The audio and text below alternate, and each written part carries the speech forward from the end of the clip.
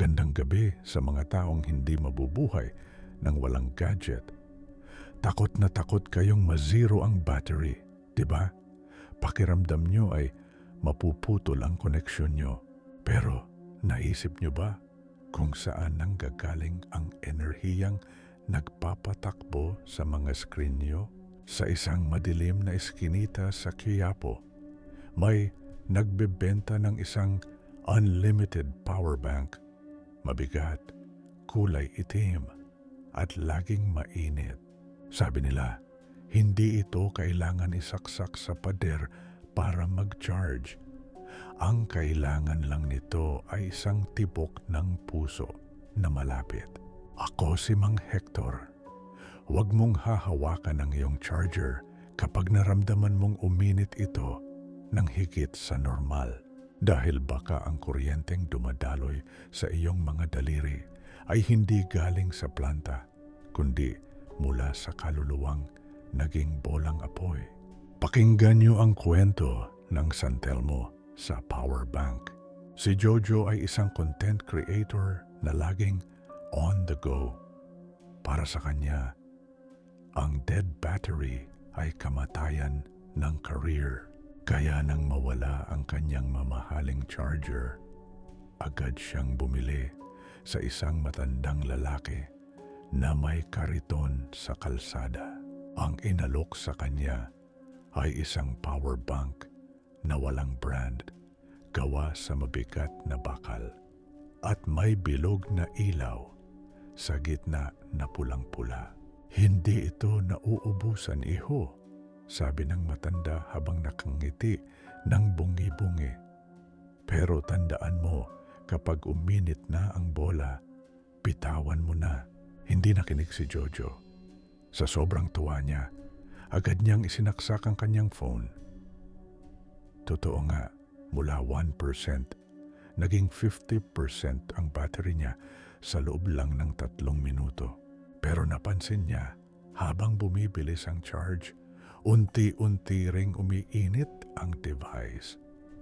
Ang kulay pulang ilaw sa gitna ng power bank ay nagsimulang gumalaw.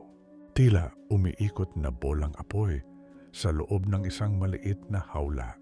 Habang nag-e-edit ng video si Jojo sa kanyang kwarto, ang init ay naging hindi na komportable. Amoy sunog na goma at asupre ang paligid. Nang hawakan niya ang power bank para tanggalin ang cable, napaso siya. Pero hindi ito basta paso. Ang balat niya ay dumikit sa bakal. Ano ba to? Sigaw ni Jojo.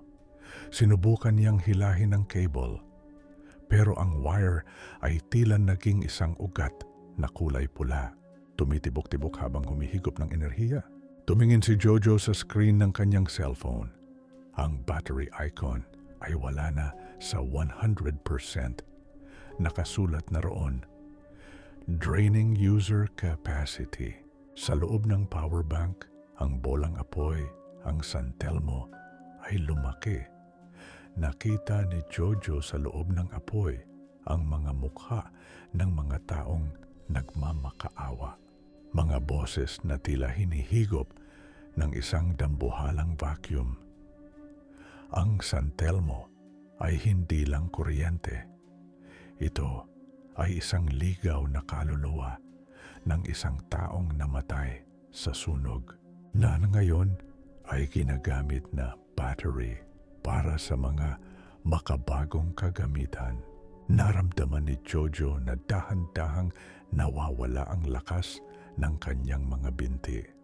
Ang kanyang paningin ay nagdidilim habang ang power bank ay nagniningning sa sobrang liwanag. Ang bolang apoy ay dahan-dahang lumalabas sa casing ng power bank. Gumagapang sa wire patungo sa kanyang cellphone at kalaunan ay patungo sa kanyang kamay. Sabi ng matanda, bitawan mo na. Bulong ni Jojo, pero huli na. Ang kanyang buong braso ay nababalot na ng pulang liwanag. Ang kanyang katawan ay nagsisimulang maging transparent. Tila ba nagiging digital data na kinukuha ng makina. Nang mag-umaga, pinasok ng landlady ang kwarto ni Jojo dahil sa amoy ng sunog. Walang Jojo na naroon. Ang tanging nakita niya sa ibabaw ng mesa ay ang cellphone na basag ang screen at isang itim na power bank na ngayon ay malamig na. Pinulot ng landlady ang power bank. Sayang, mukhang bago pa, sabi niya. Pagpindot niya sa button, ang bilog na ilaw sa gitna ay kumislap ng kulay pula at sa loob ng ilaw may nakitang maliit na imahe ng isang lalaking sumisigaw, isang mukhang kamukha ni Jojo.